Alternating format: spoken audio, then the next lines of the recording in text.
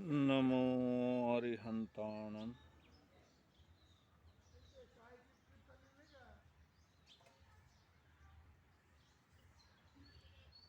जिंदगी हमें बहुत से अवसर देती है संभलने के, लेकिन हम अपने अज्ञानवश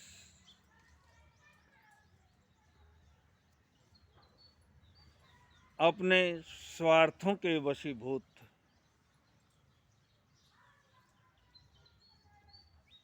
अपनी अन्य अन्य कमजोरियों के कारण से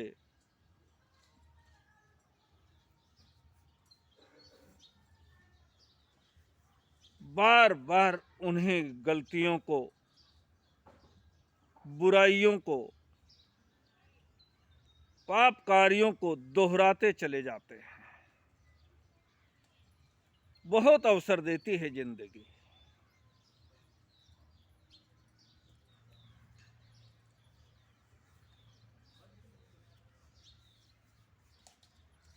व्यक्ति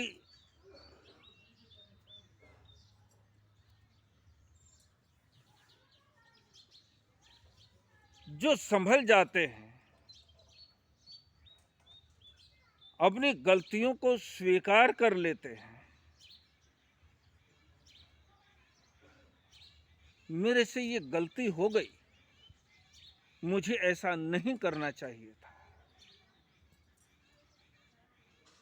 ठीक है, मैं आगे से ऐसी गलती को नहीं दोहराऊंगा।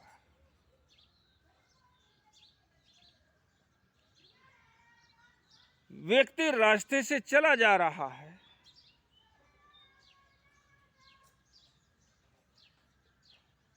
रास्ते में पड़े पत्थर से एक बार ठोकर खा गया, माना यह हमारे जीवन की एक भूल हो सकती है। एक बार ठोकर खाई,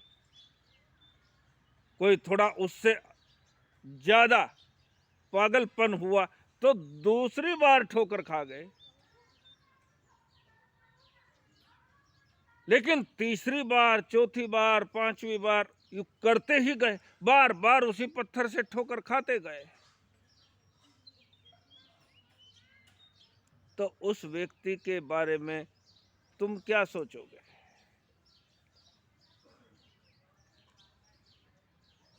तुमने उस व्यक्ति को देखा तो सहज है कि मन के अंदर विचार आएगा, क्या पागल आदमी है।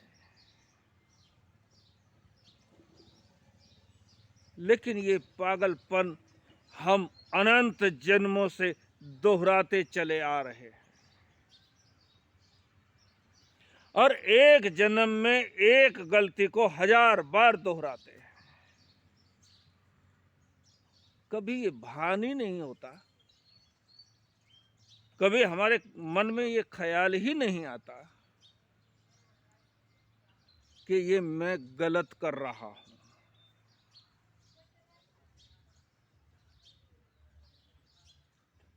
अगर गलती, हमारे द्वारा गलती की हुई गलती अगर हमारे ध्यान में आ जाए, हम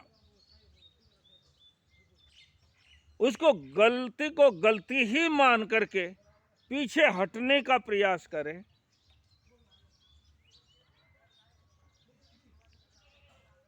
तो संभावना है कि बहुत जल्दी हमारे जीवन के अंदर आध्यात्म के फूल खिल जाए। यानी गलतियों से छुटकारा हो जाए। लेकिन हमारी हालत तो ऐसी होती है, बहुत सारे लोगों को हम देखते हैं, ठोकर तो खाते हैं, पीड़ा भी झेलते हैं, लेकिन वो पीड़ा कैसी होती है? जैसे एक कुत्ता हड्डी को चबाता है।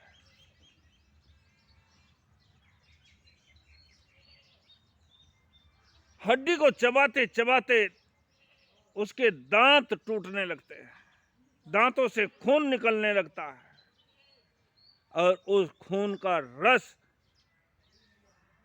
उसकी जिह्वा को लगता है तो वो सोचता है इस हड्डी से कुछ नहीं निकल रहा, हमारे दांतों में से निकल रहा है।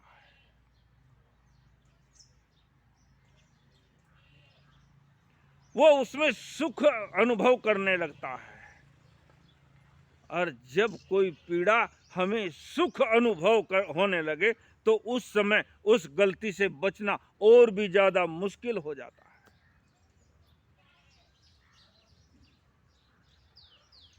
हम उस पीड़ा को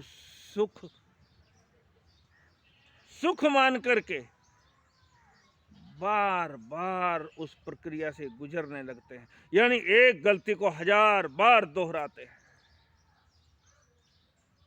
और फिर उसी में प्रसन्नता महसूस करते हैं, खुशी मनाते हैं।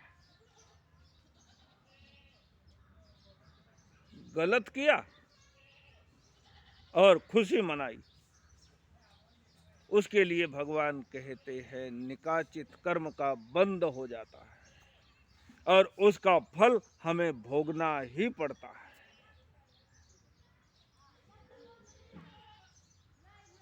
ऐसा ही निकाचित कर्म का बंध हुआ श्रेणिक के साथ, जो उसे भोगे बिना अब कोई छुटकारा नहीं। भगवान ने उसे उपाय भी बताया। भगवान ही क्या, हमारी जिंदगी हमें बार बार अवसर देती है संभलने के, लेकिन हम कहाँ संभल पाते हैं। भगवान कहते हैं श्रेणी का, अगर तुमने राजा श्रावक पुण्य श्रावक की एक सामायिक खरीद ली तो तुम्हारा नरक का बंध टूट सकता है।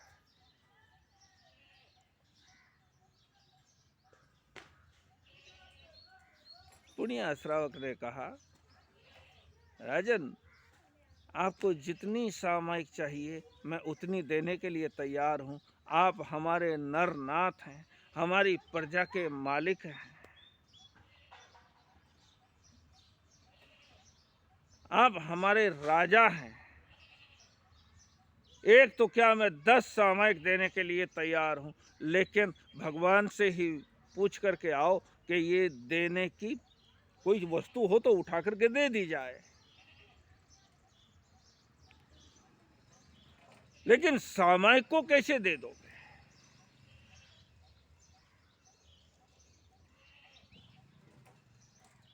राजन आप भगवान से पूछो सामायिक कैसे दी जाती है, कैसे दे सकते हैं, तो मैं देने के लिए तैयार हूं।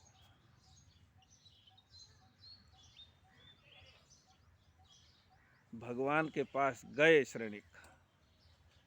भगवान,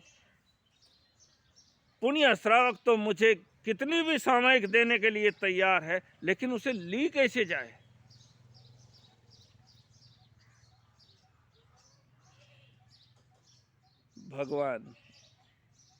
भगवान कहते हैं, एक कोई प्राणी मर गया,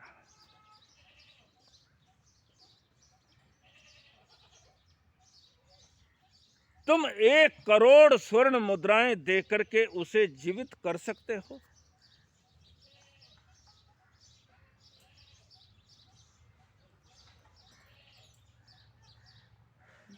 मुर्दे को जिंदा करना संभव नहीं। विज्ञान ने कितनी भी तरक्की कर ली, लेकिन ये बात उसके भी वश में नहीं है।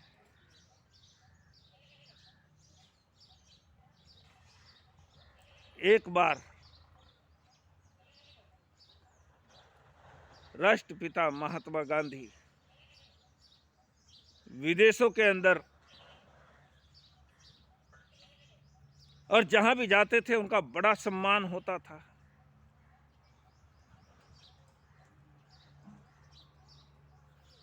बड़ी प्रतिष्ठा थी। एक बड़ा व्यापारी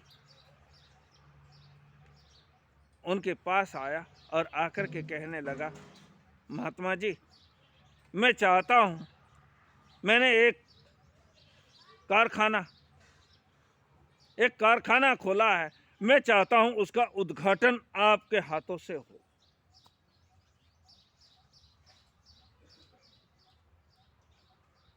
महात्मा जी ने पूछा, क्या कारखाना है भाई, क्या बना रहे हो?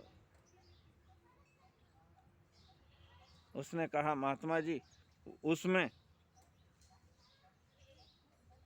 वो मांस का कारखाना है। उसके अंदर एक बार जानवर कारखाने के अंदर गया तो मशीनें अपने आप उसका चमड़ा अलग, उसकी हड्डियां अलग, उसका मांस अलग, उसका खून अलग, सब मशीनें अपने आप करेंगी और अपने आप वो मांस आकर के डब्बों के अंदर पैक हो जाएगा। ये सारा ऑटोमेटिक कारखाना है।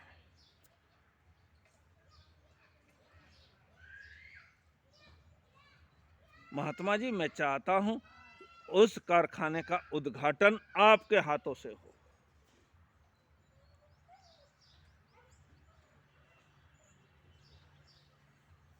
महात्मा गांधी ने कहा, मैं जरूर आऊंगा तुम्हारे कारखाने का उद्घाटन करने के लिए।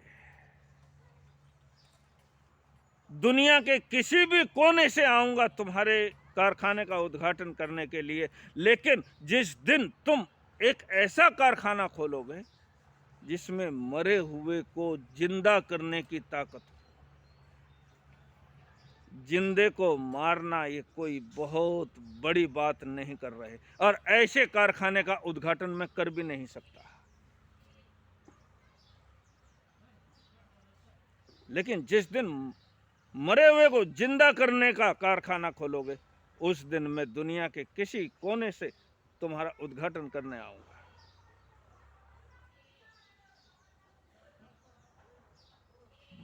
मरे हुए को जिंदा करना,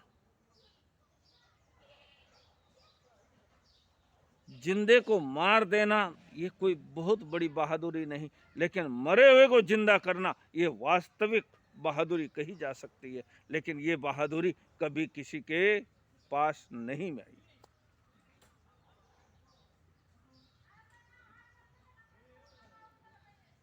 भगवान महावीर कहते हैं, श्रेणिक, तुमने 1 करोड़ स्वर्ण मुद्राएं दे करके भी किसी मरे हुए को जिंदा करने की ताकत तुम्हारे पास है? तुम उसे जिंदा कर सकते हो? श्रेणिक कहने लगे, भगवान, ये कैसे संभव है? बस जैसे ये संभव नहीं है, ऐसे ही ये भी संभव नहीं कि श्रेणिक, तुम कितनी भी दौलत दे करके पुण्या श्रावक की एक सामायिक खरीद लो,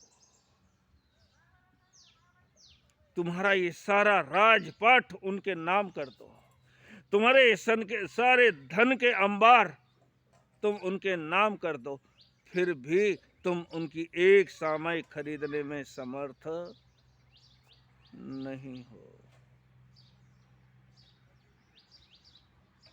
सोचो, एक सामायिक की कीमत क्या है?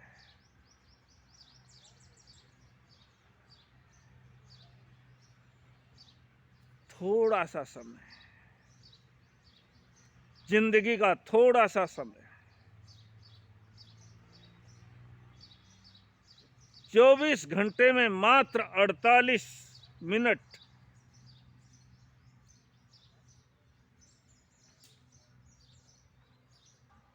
अगर हम इस साधना के लिए देते हैं तो विचार करो हमारा कितना बड़ा वैभव हो जाता है। आध्यात्म का धन हम कमा लेते हैं। उसके लिए हमारे पास समय नहीं है, क्योंकि हम उस कीमत से अनजान हैं।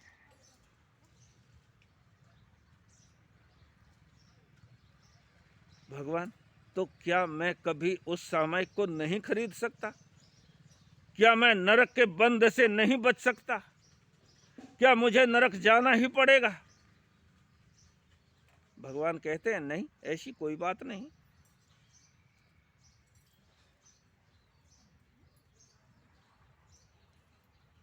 श्रेणिक, एक छोटी सी बात अगर तुम कर लो तो तुम्हारा नरक का बंध टूट सकता है।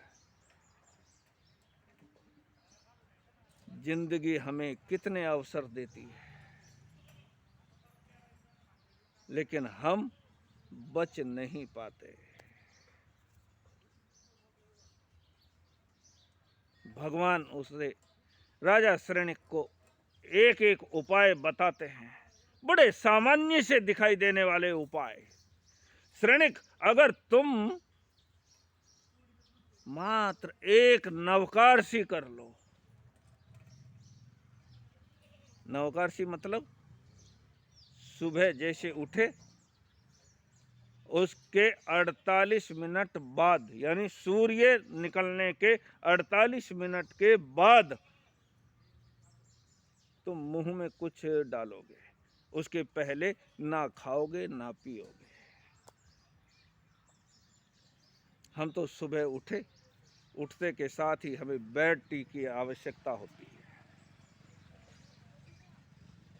बेड टी की ये एक प्रचलन शुरू हो गया, इसे फैशन बना लिया गया। बिस्तर के अंदर ही चाय। अगर श्रेणिक तुम सूर्य निकलने के 48 मिनट तक नवकारसी का पालन करोगे तो तुम्हारा नरक का बंध टूट सकता है। अरे वाह, श्रेणिक तो बड़ा प्रसन्न हो गया। सूर्य निकलने के सिर्फ 48 मिनट, इसमें कौन सी बड़ी बात है? बड़ी छोटी छोटी सी चीजें दिखाई देने वाली कितनी बेशकीमती होती है, हम नहीं समझ पाते अपनी मूढ़ताओं के कारण। जो मूर्खताएं हमारे मस्तिष्क पर सवार होती हैं, इससे क्या हो जाता है? मैं सुन रहा था, जो आज कोहिनूर हीरा है, वो कोहिनूर हीरा गोलकुंडा के किसी किसान के घर में 3 साल पड़ा रहा, उसके बच्चे उससे खेलते रहे।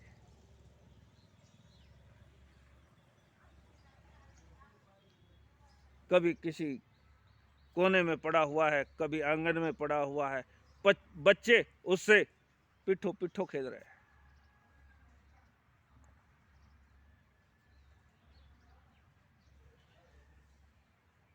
कोई चुरा भी सकता था, लेकिन किसी को पता ही नहीं उसकी कीमत का। आज वो दुनिया का सबसे ज्यादा बेशकीमती हीरा है, जो ब्रिटेन की महारानी के मुकुट के अंदर लगा है। ये छोटी छोटी सी चीजें कितनी कीमती हो जाती है।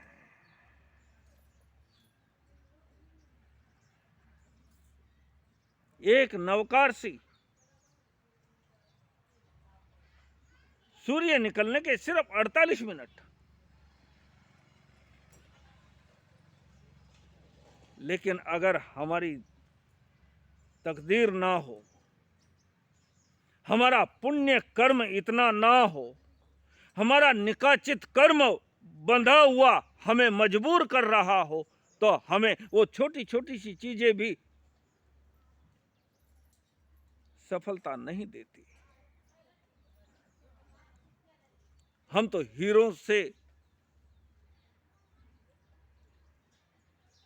खेलने का काम करते हैं, या हीरा चमकदार है उसे गधे के गले में बांध देते हैं।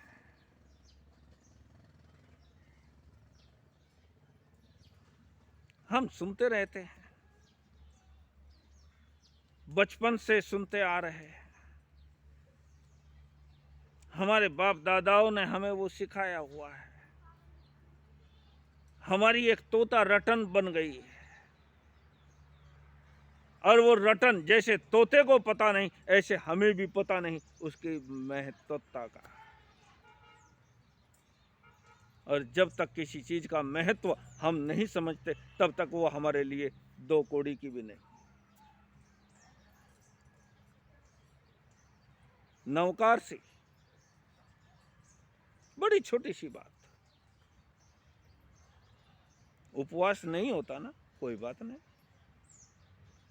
क्या जरूरत है तुमको मांस खमण, एक महीने तक भूखे मरने की। एक नवकारसी का भी इतना बड़ा महत्व, इतनी बड़ी कीमत भगवान कह रहे हैं कि श्रेणिक अगर एक नवकारसी कर ले तो तेरा नरक का बंध टूट जाए। ये सिर्फ श्रेणिक के लिए नहीं, हम सभी के लिए बता रहे हैं।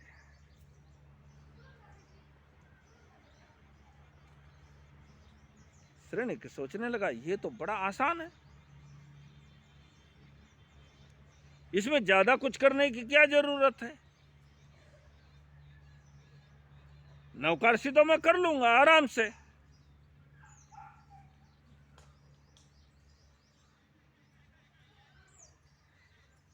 बड़ा दृढ़ निश्चय करके मुझे नौकारसी करनी है। देखो, जिस परिवार से इतनी रानियां संयम के पथ पर बढ़ी, जिसके पुत्र पौत्र संयम के महामार्ग पर बढ़े, लेकिन कर्म अपने अपने हैं। कोई किसी के कर्म बांट नहीं सकता। श्रेणी के अपने कर्म थे, उन रानियों के अपने कर्म थे, उनके पुत्र पोत्रों के अपने कर्म थे।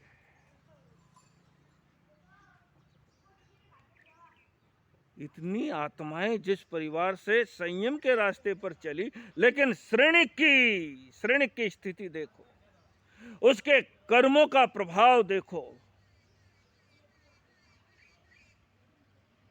श्रेणी एक नवकारसी करने के लिए दृढ़ निश्चय कर लेता है कि ये तो मैं कर ही लूंगा, कुछ भी हो जाए। कुछ भी हो जाए क्या, बार बार कोशिश करता है, चलो आज फेल हो गया कल कर लूंगा, फिर फेल हो गया फिर सोचता है कल कर लूंगा, लेकिन कभी जिंदगी में एक नवकारसी नहीं कर पाया।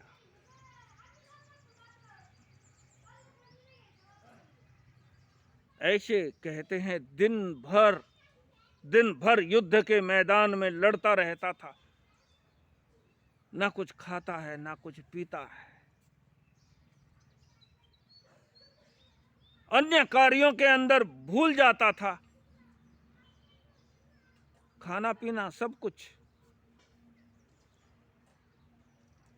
लेकिन जब वो इस बात का निश्चय करता कि मैं एक नवकारसी करूंगा, तो उस समय वो जरूर फेल हो जाता।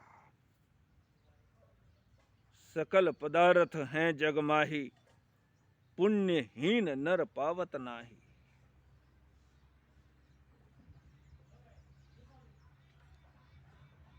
पुण्य के बिना हमें कुछ भी प्राप्त नहीं होता, वो संसार का वैभव हो या आध्यात्म का वैभव। इसके लिए भी महान पुण्य का योग चाहिए।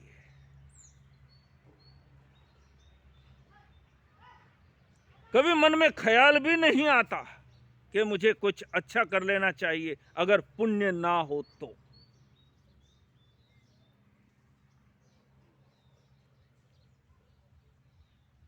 हजार बार प्रयत्न करने के बावजूद भी श्रेणिक एक नवकारसी करने में सक्षम नहीं हुआ, क्योंकि उसका निकाचित कर्म बंधा हुआ था।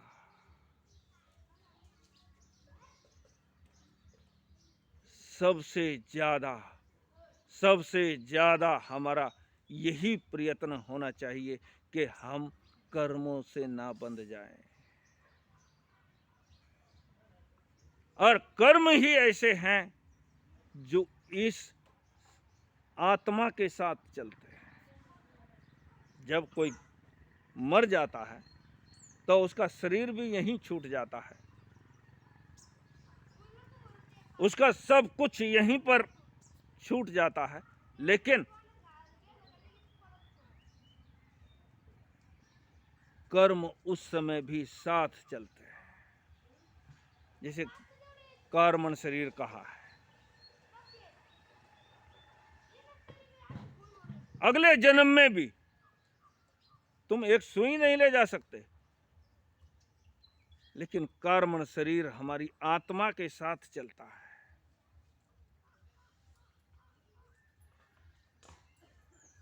वो कर्मों का बोझ हमारा कैसे कम हो, हम ऐसा क्या करें जिससे हम कर्मों को इकट्ठा ना कर पाए, या कर्म हमारे पास ना आ पाए। ऐसा क्या करें? हम कपड़े धोते हैं क्योंकि दिन भर की धूल धक्कड़ हमारे कपड़ों पर जमती है, तो हम अगले दिन उसे अच्छे से डिटर्जेंट पाउडर से धोते हैं। हम घर की साफ सफाई करते हैं,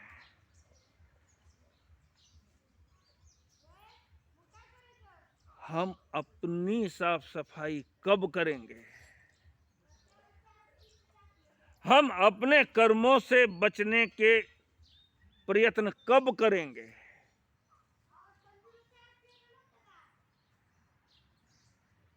तुम भगवान के मंदिर में जाकर के घंटा बजा दोगे, पूजा पाठ कर लोगे, और फिर बहुत सारी इच्छाएं भगवान को सुना करके आ जाओगे, ये कर देना, वो कर देना।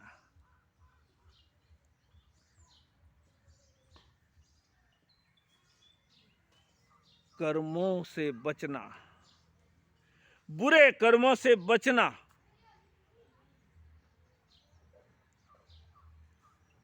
ये हमारे आध्यात्मिक जीवन का मुख्य उद्देश्य है।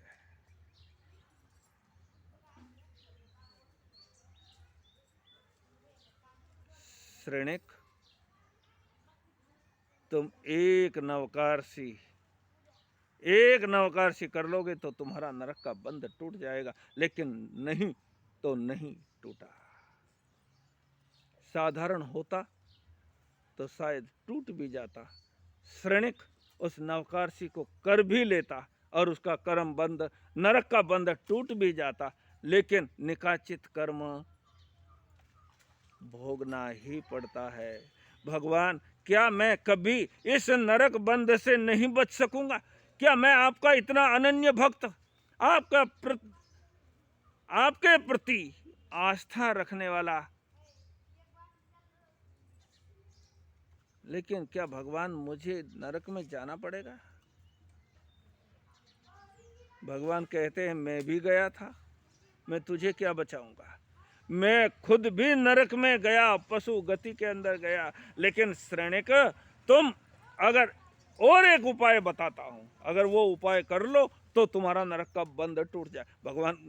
भगवान जल्दी बताइए, क्या करूं मैं? उस भगवान ने कहा, अगर तुम्हारे महल के अंदर एक दासी, कपिला दासी, किसी मुनि को, किसी साधु को अगर आहार दान दे तो तुम्हारा नरक का बंध टूट जाए। कितने सीधे सीधे सरल सरल उपाय है।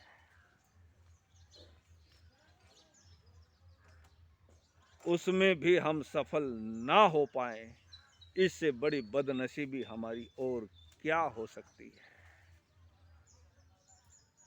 श्रेणिक, तुम्हारी कपिला दासी अगर मुनि को आहार दान दे दे तो तुम्हारा नरक का बंध टूट जाए, ये कौन सी बड़ी बात हो गई? दासी क्या मेरी बात नहीं सुनेगी? क्या आहार देने में उसे अपने घर से कुछ देना है? मैं अपने महलों का ही आहार उसके हाथों से दान करा सकता हूँ, इसमें कौन सी बड़ी बात है? लेकिन बड़ी बात हमारी तकदीर की है, ये कपिला दासी की बड़ी बात नहीं, ये आहार देने की बड़ी बात नहीं, लेकिन हमारे कर्म अगर हमारा साथ ना दे तो हमारे से कुछ भी नहीं होता।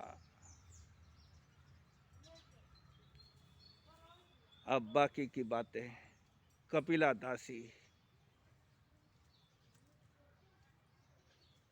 की बातें हम सुनेंगे कल। ओम शांति।